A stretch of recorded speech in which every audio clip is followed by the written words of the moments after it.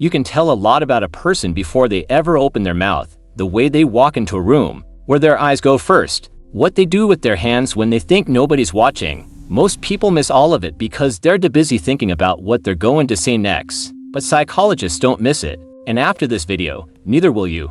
Here's the thing though, reading people isn't about catching liars or playing mind games. It's about understanding what someone is actually feeling versus what they're choosing to show you. And once you know how to spot the difference, every conversation you have will never feel the same again. Let's start with the first thing psychologists look for, and it's not body language. It's baseline behavior. Before you can read anyone, you need to know what normal looks like for them specifically. Not normal for people in general, normal for that person. Because here's what most people get wrong. They Google sign someone is nervous and then start scanning strangers for crossterms and avoided eye contact. But crossterms might just mean that person is cold. Avoided eye contact might just be how they naturally talk. The only way to read someone accurately is to first spend a few minutes watching how they behave when nothing important is happening. How fast do they talk when they're relaxed? Do they gesture a lot or stay still? Do they hold eye contact or let it drift naturally? That's your baseline. That's the map. Everything else you notice later only means something when it's different from that map.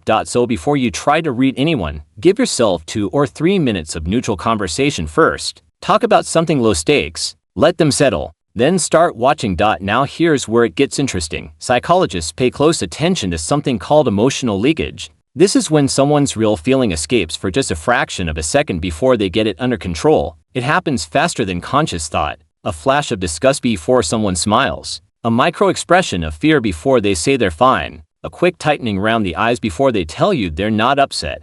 These aren't things people fake. They happen before the brain has time to manage them. And they almost always tell the truth. You don't need special training to catch them. You just need to stop focusing on what someone is saying and start watching their face while they're processing your question, not while they're answering it. The answer can be controlled. The processing can't. The third thing to watch is what psychologists call pacifying behaviors. When someone feels stress, discomfort, or anxiety, their brain automatically triggers a self-soothing response. They touch their neck. They rub the back of their head. They press their lips together and hold them there for a second longer than normal. They exhale slowly through their mouth when they think nobody noticed. None of these are signs of lying on their own, but they are signs that something you said or asked just created internal tension. And that tension is worth paying attention to. Here's a practical way to use this. Next time you're in a conversation and you want to know which topic actually matters to someone, watch for the moment the pacifying behavior shows up. That's the nerve. You found it without them ever having to tell you. Now let's talk about the words. Most people think reading someone is purely physical, but psychologists listen just as closely as they watch. Specifically, they listen for distance language. Distance language is when someone unconsciously creates verbal space between themselves and something uncomfortable. Instead of saying I did it, they say it happened. Instead of saying I made the decision, they say the decision was made. Instead of saying I was there, they say we were in the area. The passive voice is the linguistic version of taking a step back. When someone uses it at a moment where directness would be natural, it usually means they're putting psychological distance between themselves and whatever they're talking about. It doesn't always mean guilt, but it almost always means discomfort. Train yourself to listen for it. When someone switches from active to passive language mid-conversation, slow down. That shift is usually pointing at something. The fourth signal is the one most people completely overlook. Timing. Not what someone says, not even how they say it, but when they say it. Psychologists know that the speed of a response tells you almost as much as the response itself. If you ask someone a question and the answer should be simple and they pause, that pause has meaning. Now, some people are naturally slower processors and that's fine. That's why the baseline matters. But if someone who normally responds quickly suddenly goes quiet before answering a specific question, their brain just had to do extra work. And extra work usually means construction, not recall. Remembering something is fast. Making something up takes time. Pay attention to where in the conversation the pauses appear. A pause before an emotional topic might just mean they're being careful. A pause before a factual claim is a different signal entirely.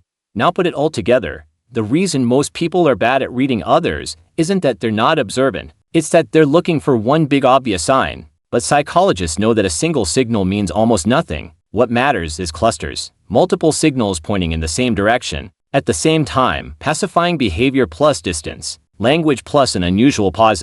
Someone who normally speaks quickly, that cluster means something. One of those things alone means very little. So here's the full method in practice. Give it 2 to 3 minutes of neutral conversation to establish the baseline. Then watch the face during the processing moment, not the answer. Listen for passive language appearing where active language would be natural. Track the pacifying behaviors and note which topics trigger them. And pay attention to timing, especially pauses from people who don't normally pause. You're not trying to catch anyone, you're trying to understand them. And the people who are best at reading others aren't the most suspicious ones in the room. They're the most present ones. They're actually watching, actually listening, actually there. Most people are so busy performing the conversation that they forget to pay attention to it.